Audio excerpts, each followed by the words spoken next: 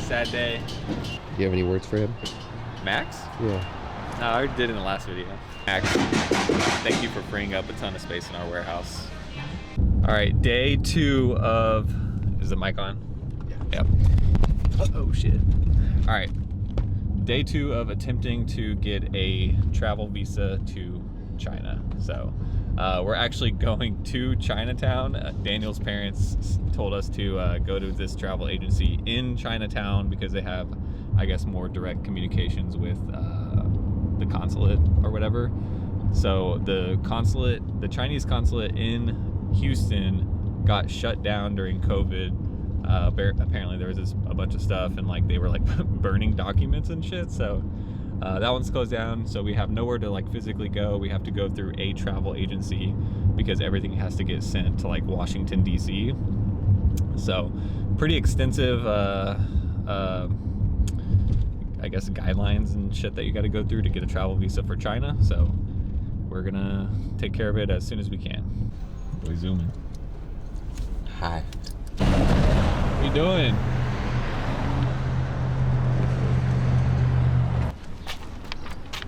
Third try? Dang. Wore my hat and had to take a picture. We gave them our passports, so there's that. They're $500 a pop. So if you're going to China, because we've never done this before, it involves sending your documents. I wouldn't do this personally, just because I'm like, all right, I'd rather do a company that they know exactly the process so shit doesn't get lost. Because if your passport gets lost, that would be crazy. So we paid a little bit more of a premium, but like now we don't have to worry about it. So we just show up in 3 to 4 weeks, and hopefully our passport's here or our visas, and then we can go to China. So we took these boys to Chinatown today. Derek goes here a lot, so he knows the craziness, but like it's fucking crazy here. So we get some Asian food. I guess to celebrate that we're going to China, I guess, right? Perfect. We have a Chinese soup dumpling. Oh my god, if I hit all these, I'm like... It's like a food channel right now, bro. We pour some of the black vinegar. Hang on, wait for me. Oh, I broke it open. Oh. Oh, bro, you spilled all the soup. You gotta do a new one. Do a new one. Cheers.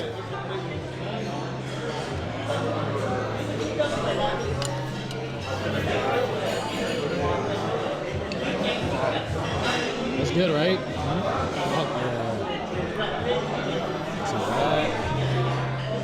All right, so we have our first sample of our blank tea right here in my hands. I'm just thought it's thick, but it's soft to the touch. 100% cotton. We're gonna throw it on, see how it looks. After putting it on, it's not as thick as I thought it was gonna feel. The color is tight. Collar's pretty tight. I would loosen that up a little bit, but this sits pretty good.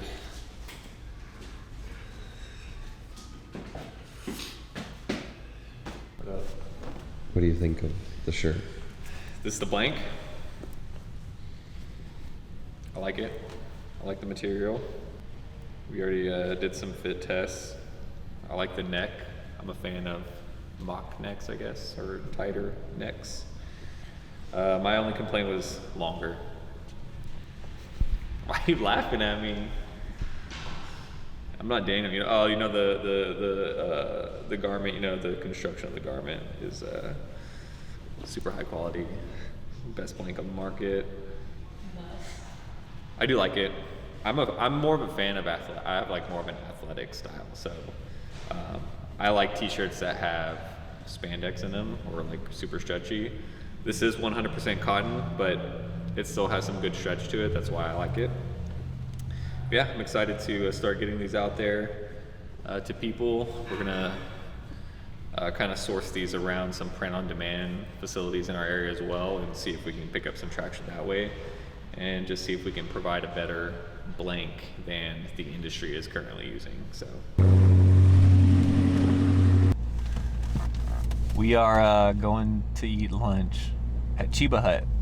It is a sub shop that is themed after cannabis. So Yeah, I like blunts. yeah, I think like the 8-inch sub is called a blunt, but Yeah, it's like actually really, it's honestly the best sub I've ever had. So in my life. we're Yes. going. I But also really like footlongs. I love to eat footlongs.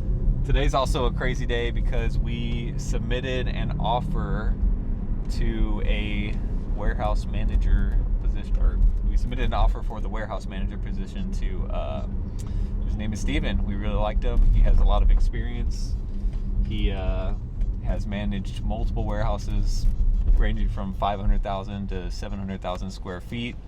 He had a very high level position at Glazier. So yeah, if you know Glazier, which is like restaurant distribution, he basically ran the warehousing and he was responsible for building a team under him. Yeah. So Glazier is is almost like Cisco, a multi 9-figure restaurant distribution company.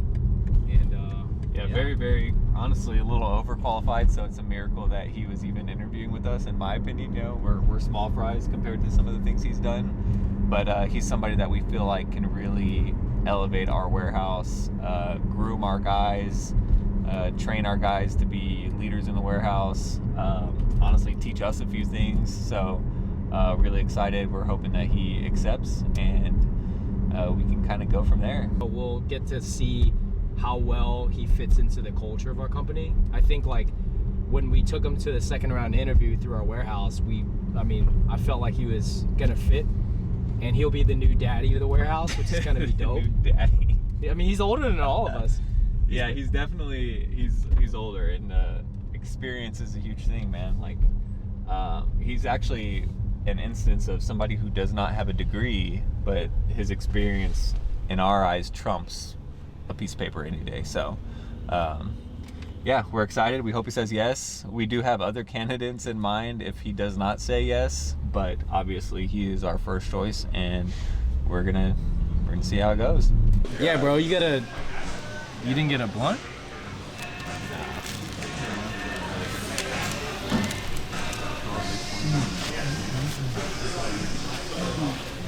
Are we just becoming a foodie channel? Becoming a foodie channel now? Bro, look at this.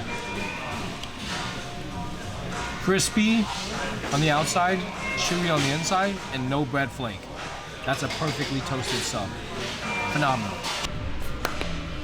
So we've been trying to figure out a way to get rid of these black tables that have been taking up space. We're actually going to keep 2 because 2 of them work for us, but the other 2 have been taking up space.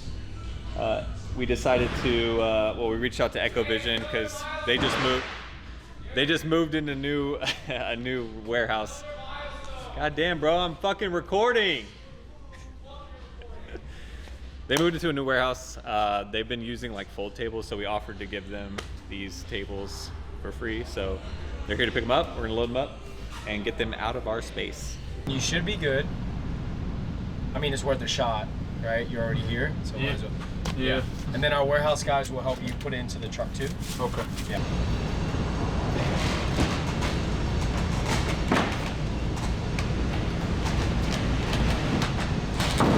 Action. We had a busy week. We have a busy week and we just cussed another monster. No, but we're ending the Friday on a good note. We landed a new fulfillment client. Yes, we did. A very big client, might we add. Very big client. Suspense is truly killing me. Should we say who it is? Nah, we don't need to. We'll leave it up to you guys. Here, say it and I'll bleep it. Are we gonna be fulfilling glizzies? Hey, if it was up to Austin, we'd be fulfilling Glizzies. Imagine like fulfilling packs of hot dogs. That's weird. Yeah, Austin nodded to that, by the way. No, so we've been working on this client for like what? Like it's been like 2 months. Honestly, the original December. conversation with them was just only for products. Oh, Product development, and that's just right. turned into a fulfillment client first. So Yeah. it's cool. Yeah, they do some merch. So No, it's a company called Ladder. yeah, so they do merch for their referral program, and they want to use us for our product development services. But their timeline didn't match up with what we could deliver, so they sourced some merch from a local shop and they're gonna send it to us to fulfill those orders while we sell. Damn it. No, wait, I'm trying to think where it cut off. So basically, this situation is It's a very good situation for us to be in, because like, what kind of situation? It's a very good situation. Yeah. That's not as funny anymore because we said it one time. I know, god damn I'm it. just trying to like. So, I can hold it.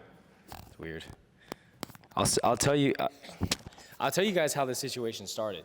This is why you guys need to take shots at every opportunity you can get. You miss 100% of the shots. Yeah, that you miss you miss 100% of the shots you don't take, and we at Relay Distribution have a very unorthodox way of getting sales. We don't do the traditional channels. It was Austin's. Don't give away our secrets, bro. No, I don't give a fuck because. Yeah, like so Austin's fiance works with Ladder, and she does content with them, and she had made a post that she signed with Ladder, and I literally was like, see they have Ladder clothing, all right, I'm just gonna fucking comment it. And all I did was I think I tagged Ladder, and then I put ProDev ? And then Selena talked to them about us, and then he said, Edsel said, hit me up. That's how it started. So like that's the reason why like I say here, like we don't hurt for business, because we have very like different channels of like trying to get business. As a new business, like especially in the warehouse, fulfillment, distribution type of business, normally people are marketing themselves through LinkedIn. It's really hard to stand out in LinkedIn if all they see is your resume, how many connections you have, and your profile picture. I don't know, man. Why LinkedIn been popping off? No, but it's because of everything that we're also doing here. So I really do feel like we are doing something very different. And just to tell you guys that any type of business you start, if it's a service-based industry and you're trying to go out there and get sales, you have to try to find new ways to get business. You can't do the traditional way, because if you're doing the traditional way, you're doing everything that everyone else is already doing. Well, it's getting attention on you and what you're doing and what service you're providing. It's just eyeballs at the end of the day. So Daniel just going out there commenting on posts is bringing attention, right, and getting eyes on what we're doing. And it's hard to do like paid advertising as a fulfillment center, because it's just not. Yeah, it's a very specific audience that we have to hit. So, and then we have to compete with brands like ShipBob that have a 1 million square foot warehouse. Like we don't have that. So you got to find, again, untraditional ways to market yourself. And we did a podcast yesterday with M, is his name, MTS. He's the owner of Ecovision. How we landed that client was he did a TikTok live, and I shot him a message on TikTok live. That's literally how it went. And now we're doing the product development. We have a long-term fucking client for ProDev. Of course, you got to get them in a door, right? And then you got to know how to close. We just know how to close. We're just good at what we do. But also, like, I mean, I think it's just because we're transparent. We don't give a fuck. I thought you were going to say that because we look good. We do look good. You know what I'm saying? Dakota, do we look good? Yeah, you're all right. Yeah, there you go. So you heard it from her. Yeah, but at the end of the day, we put ourselves in good situations, and they're just good situations to be in. And yeah, put yourself in a good situation. Yeah, I mean, like just, it's, I don't know, like,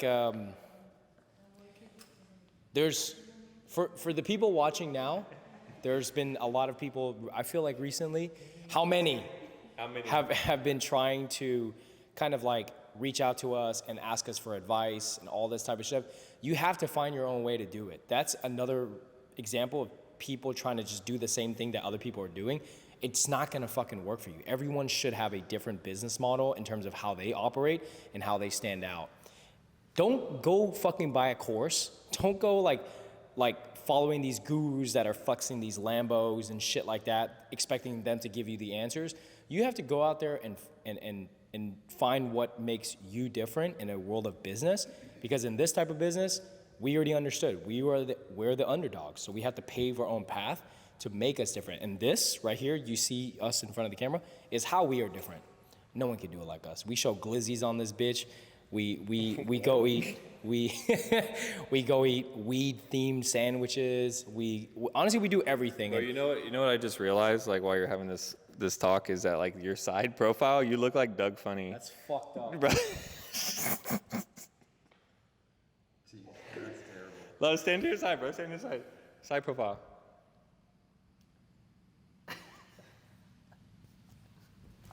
You see it?